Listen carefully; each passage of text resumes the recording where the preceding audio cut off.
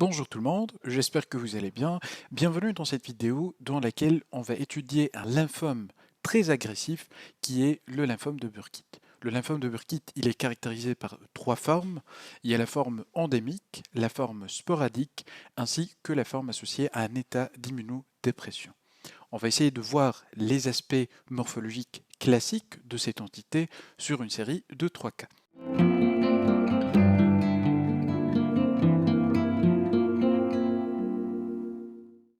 Donc on commence tout d'abord par ce premier prélèvement, c'est un prélèvement ganglionnaire, un ganglion lymphatique, quoique il faudrait se rappeler que le lymphome de Burkitt, il est essentiellement connu pour son atteinte extraganglionnaire. Donc ici, je vous rappelle qu'on est sur un ganglion et à ce grossissement, on voit très bien qu'il y a un effacement total de l'architecture ganglionnaire. On voit ni région corticale, ni paracortex, ni médulaire, et tout le ganglion est remplacé en fait par une infiltration qui est diffuse. Voilà, donc on ne voit pas de structures qui sont nodulaires. Alors quand on va agrandir juste un petit peu, on va commencer à voir un aspect caractéristique qui, en le voyant, devra évoquer un lymphome de Burkitt. Alors regardez très bien qu'on a dans le fond une teinte qui est assez basophile dense, une teinte qui est assez foncée, assez sombre, mais sur laquelle on note la présence de points de petite taille qui sont en blanc. Et ça donne un aspect qui est dit en ciel étoilé. Ça va de soi parce que on pourra facilement imaginer que le fond qui est sombre, qui est basophile dense, ça représente le ciel, et puis les points qui sont en blanc, ça représente les étoiles. Donc l'aspect en ciel étoilé, il est assez évocateur. Alors on va passer maintenant à un plus fort grossissement pour voir déjà c'est quoi les points blancs, c'est quoi les étoiles, et c'est quoi les aspects qui sont assez foncés. Alors on va grandir un peu sur les régions tout d'abord qui sont pâles, qui sont claires, et là je découvre une grande cellule et je comprends en même temps pourquoi on a cette clarté, pourquoi on a cette teinte qui est blanche. Alors elle est due à l'abondance et la clarté du cytoplasme de cette cellule. C'est un macrophage, c'est une cellule de nature histiocytaire et c'est ce qu'on appelle aussi un macrophage à corps tangible. Alors ces corps tangibles, c'est quoi? C'est en fait des petits points comme celui-là qu'on voit juste à côté du noyau qui est là, à ce niveau. Et puis quand je vais me balader, je vais trouver d'autres exemples qui montrent mieux cet aspect de corps tangible, comme à ce niveau. Regardez ici l'espace important occupé par le cytoplasme de ce macrophage. Le noyau, il est là.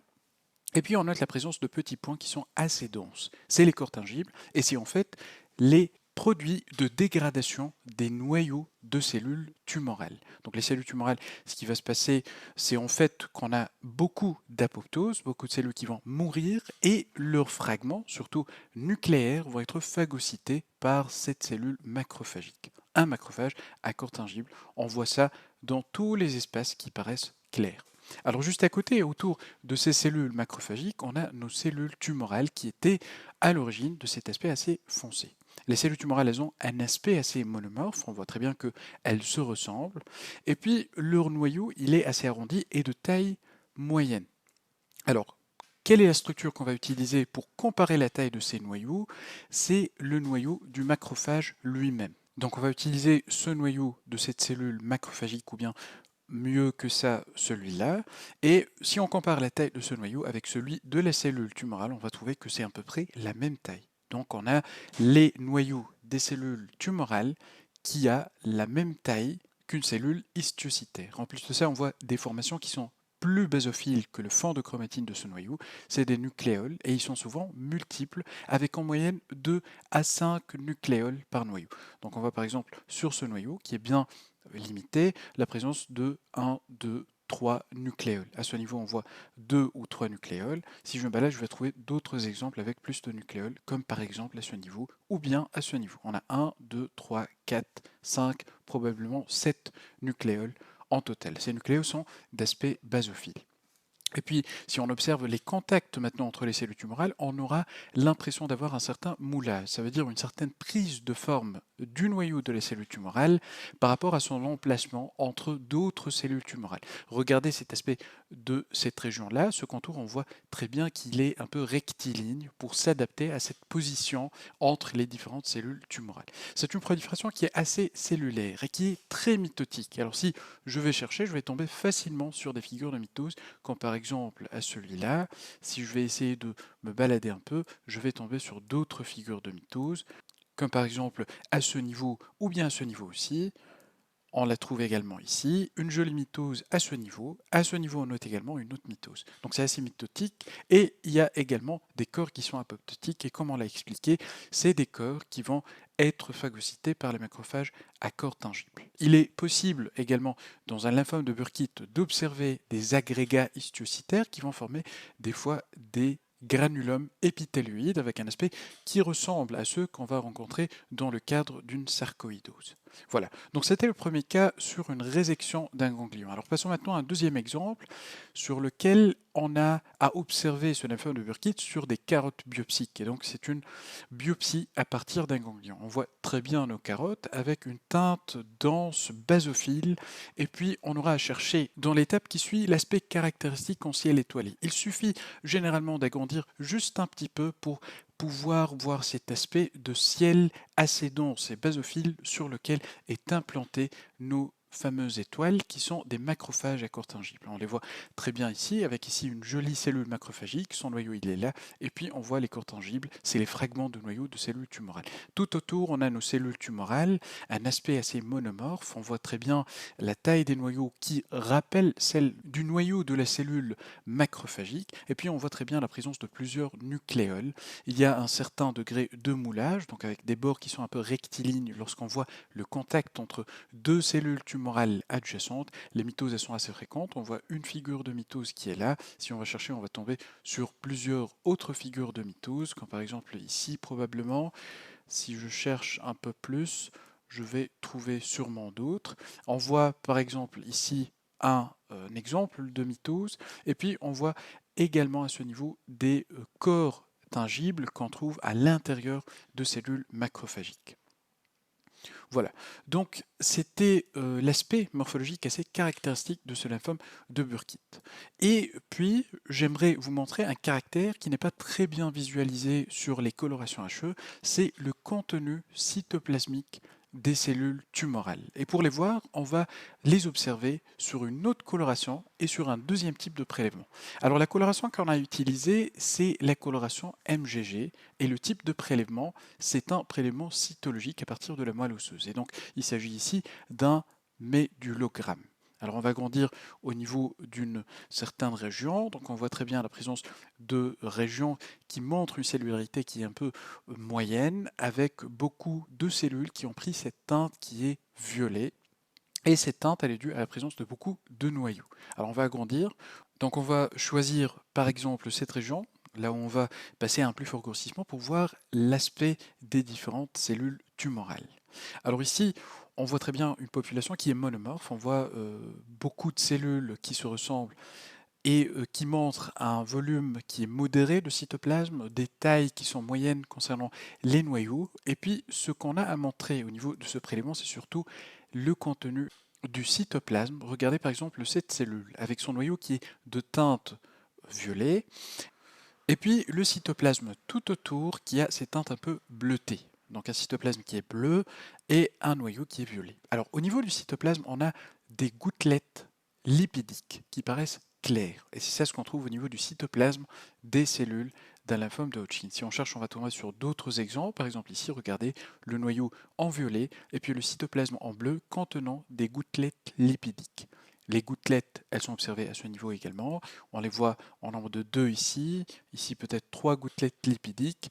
À ce niveau aussi, on les trouve à ce niveau également. Et là, et même sur prélèvement cytologique, on aura à identifier des figures de mitose. Regardez ici par exemple, on a cette jolie cellule avec le cytoplasme bleu, avec les gouttelettes lipidiques et avec le noyau qui est en mitose. Voilà. Donc ça, c'est l'aspect cytologique pour montrer essentiellement le contenu en vacuole lipidique du cytoplasme des cellules tumorales. Je passe maintenant à la récapitulation sur la présentation et sur le lymphome de Burkitt. Donc je vous mets bien sûr les liens pour les 3 limbes virtuels. Le lymphome de Burkitt, c'est un lymphome très agressif. Il a un temps de dédoublement qui est très court, ça veut dire si on passe d'une première population, le temps d'avoir une deuxième population qui est exactement 2 fois la première, ce temps nécessaire, ça va être égal à 25 heures, ça veut dire un temps qui est très court. Alors typiquement pour un lymphome de Burkitt, il faut savoir que la lésion génétique de base, c'est une translocation chromosomique qui va faire intervenir un gène qui s'appelle MYC. On aura comme élément caractéristique également une atteinte extra-ganglionnaire, comme on l'a déjà dit au début de la vidéo. L'architecture, elle est diffuse avec le ciel étoilé et les mitoses qui sont nombreuses, et puis la population, elle est monomorphe avec une taille intermédiaire des cellules tumorales. Comme on l'a déjà dit aussi, les formes pour le lymphome de Burkitt, c'est la forme endémique, la sporadique, ou bien la forme associée à un déficit immunitaire. La pathogénie, ça fait impliquer beaucoup d'éléments de différents types. Alors déjà, les éléments infectieux. Et on dit que le lymphome de Burkitt, surtout dans sa forme endémique, il fait intervenir plusieurs germes. C'est pourquoi on l'appelle également une maladie polymicrobienne. Le plus incriminé, c'est le BV, dans plus de 95% des cas de la forme endémique. Le Plasmodium falciparum, vu que la distribution géographique de cette infection, ça veut dire du paludisme, qui est exactement la même pour la forme endémique du lymphome de Burkitt. Et puis, on implique également un autre virus qui est l'arbovirus, pour la forme endémique toujours. Il y a également une contribution des facteurs alimentaires, notamment il y a une certaine plante qui est consommée en Afrique équatoriale qui s'appelle Euphorbia tirucali. Je vous ai mis également la photo de cette plante qui est là. Et puis, on a sur le plan génétique l'implication du proto-oncogène MYC qui, lorsqu'il va subir une translocation avec des gènes de type IGH, ça va donner un oncogène dérégulé et qui fonctionne mal et qui va induire cette prolifération non contrôlée et donc finir par avoir cette tumeur qui est le lymphome de Burkitt. Alors cliniquement, il faut savoir qu'il y a des différences concernant les formes. Alors pour les formes endémiques, ça existe au niveau de l'Afrique équatoriale, le nord de l'Amérique du Sud ainsi que la Nouvelle-Guinée. Pour la forme qui est sporadique, ce lymphome de Burkitt va présenter 1 à 2% de tous les lymphomes dans les pays développés. La médiane d'âge lors de l'atteinte, elle est de 8 ans pour la forme endémique, de 30 ans pour la forme sporadique et de 44 ans pour la forme avec un déficit immunitaire. Le sexe ratio, il est de 2,5 pour une femme. La majorité des cas présentent une atteinte extra-ganglionnaire, avec des différences là aussi en fonction des formes. Pour la forme endémique, on a une atteinte surtout de la mâchoire et les autres os faciaux, avec atteinte des viscères, les gonades, tractus gastro-intestinal et, dans 20% des cas également, le système nerveux central. Pour la forme sporadique, on a une atteinte de l'abdomen, surtout le tractus gastro-intestinal, les ganglions, le sang périphérique, c'est ce qu'on appelle la phase leucémique de ce lymphome de Burkitt, et puis dans les cas qui sont associés à l'immunodépression, on a une atteinte ganglionnaire, mais aussi la BOM, surtout quand le déficit immunitaire il est secondaire à une infection VIH. Sur le plan macroscopique, comme on a vu sur les deux cas, on a le même aspect en fait sur les trois formes, qu'elles soient endémiques, sporadiques ou bien dans le cadre d'un déficit immunitaire. L'architecture elle est diffuse avec un aspect en ciel étoilé, les mitoses elles sont fréquentes et puis les apoptoses également elles sont présentes. On peut avoir même de la nécrose et parfois même des formations de granulome épithéloïde semblables à ceux qu'on va observer dans le cadre de sarcoïdose. Les cellules tumorales elles sont assez monomorphes, avec des noyaux qui sont uniformes en position centrale. Les noyaux ont la même taille que ceux qu'on note sur des histiocytes, et puis ça contient des nucléoles en nombre généralement entre 2 à 5 et qui sont d'aspect basophile. Le cytoplasme il est d'abondance modérée, avec une tendance à un discret moulage, et si on utilise la coloration MGG, on va objectiver des vacuoles lipidiques. Rarement, les cellules tumorales elles peuvent présenter une différenciation plasmacytoïde. Donc on arrive comme ça à la fin de la vidéo, j'espère que ça a été utile et on se dit à très bientôt.